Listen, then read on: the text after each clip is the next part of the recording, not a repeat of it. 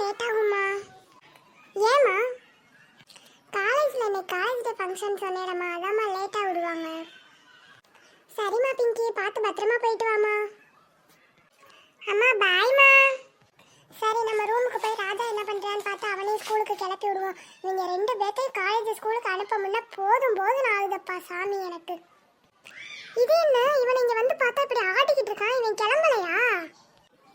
ஏமா வாயை பழந்த மணிக்கு நிக்கிறேன், என்னம்மா உனக்கு பிரச்சனை? வாய்க்குள்ள ஏதாவது போதுமா? வாயை மூடுமா. நான் வாயை திறந்துருக்கிறதெல்லாம் இருக்கட்டும், நீ எதுக்கு இப்ப இப்படி ஆடிட்டு இருக்க? நீ கிளம்பலையா? உங்க அக்காவை நான் காலேஜ் அனுப்பி விட்டேன், உன்னை ஸ்கூலுக்கு கிளப்பி விடலாம். நீங்க வந்து பார்த்தா நீ இப்படி ஆடிட்டு இருக்க. அந்த ஷாக் ரியாக்ஷன்ல இருந்தே நான் இன்னும் வெளியே வரல. இறங்கடா முத கீழே.